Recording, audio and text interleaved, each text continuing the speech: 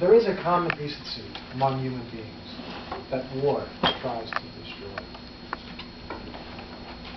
Compassion is an entity that is unknown on the battlefield, virtually unknown.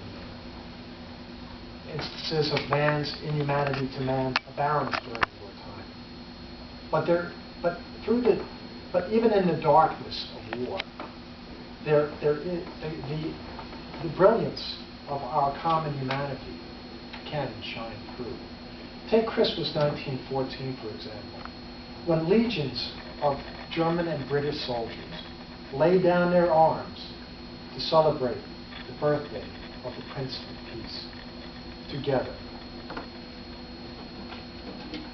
This event was so extraordinary, indeed so radical, that for generations its history was considered nothing less than myth.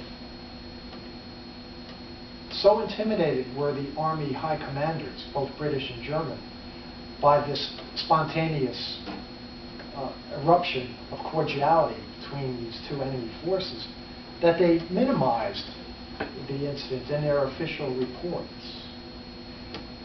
Indeed, so improbable was this history, even to modern sensibilities, that it became the fodder recently for Snopes.com, a website devoted to debunking rumors. How did the truce occur? Thousands of British, German, and French soldiers and officers simply decided. They decided they'd had enough. Enough of the deprivation, enough of the shooting, enough of the killing, enough of the fear that's concomitant with living in the trenches.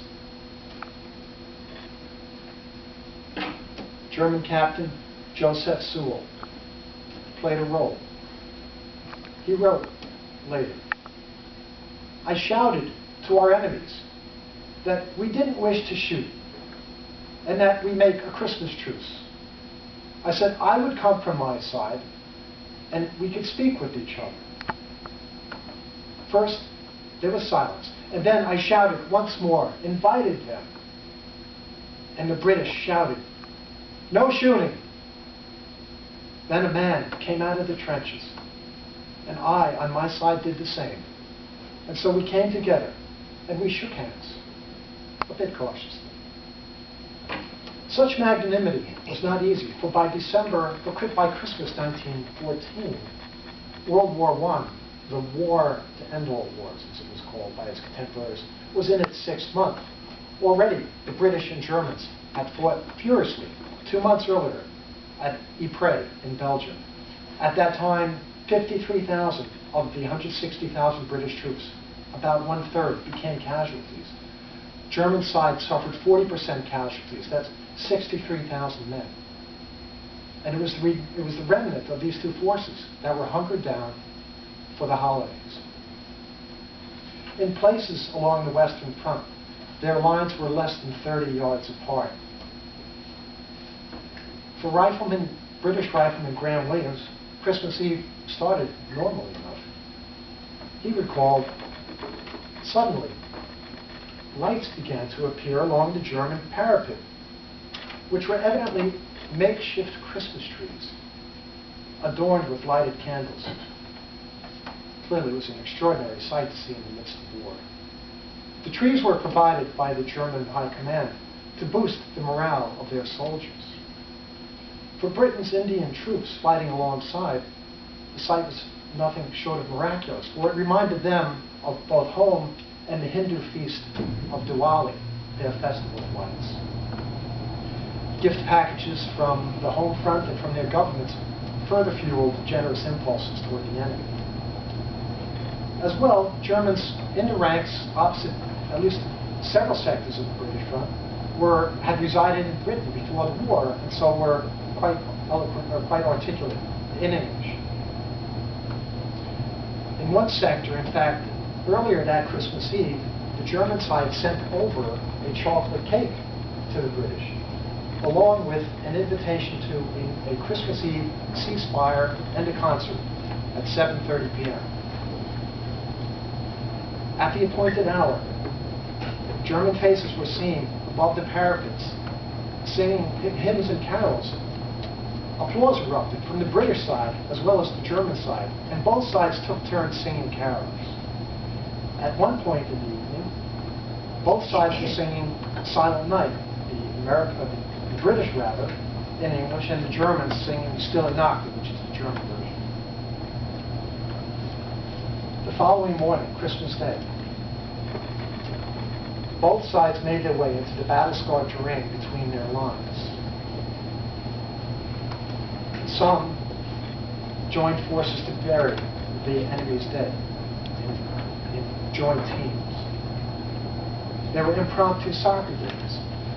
One British officer reported that in his sector, the British side lost to the Germans 3-2. In addition to the soccer games, there was a remarkable and a convivial exchange of conversation. Addresses exchanged for visiting after the war. There was exchanges of sauerkraut, sausage, champagne, believe it or not, kegs of beer. And in fact, one enterprising British soldier who was a barber by profession was cutting both German and British hair for 1 cigarette each. Even cynics, like then Corporal Adolf Hitler of the 16th Bavarians, couldn't dim the luster of this particular occasion. Scolded the future Fuhrer, "Have you Germans no sense of honor at all?" The British High Command, meanwhile, feared that having garnered the respect and affection of the enemy, would be loath to return to the war. And in their official report, they attributed the lull in fighting not to the ceasefire, but to, quote unquote, the stormy weather. German soldier Kurt Zanisch, a participant, perhaps said it best. He wrote in his diary, "Thus Christmas, the celebration of love, manages to bring together mortal enemies for a time as friends." Clearly the world has changed dramatically in 95 years. Yet the spirit and songs of Christmas beckon still. At your places you will find, with a little shuffling of papers, the lyrics of the beloved hymn, Silent Night. Some of you have highlighted the lyrics in English, others in phonetic German. I would invite you to join me in singing one stanza, and in both German and English, depending on which sheet you have, to reprise this extraordinary moment in the history of humankind. Now, I just need my... Oh, here. Shall we stand? Shall we stand? If the impulse moves, I would think that would be reasonable. Okay. Everyone ready? Yes. On 3. 1, 2, 3. Song.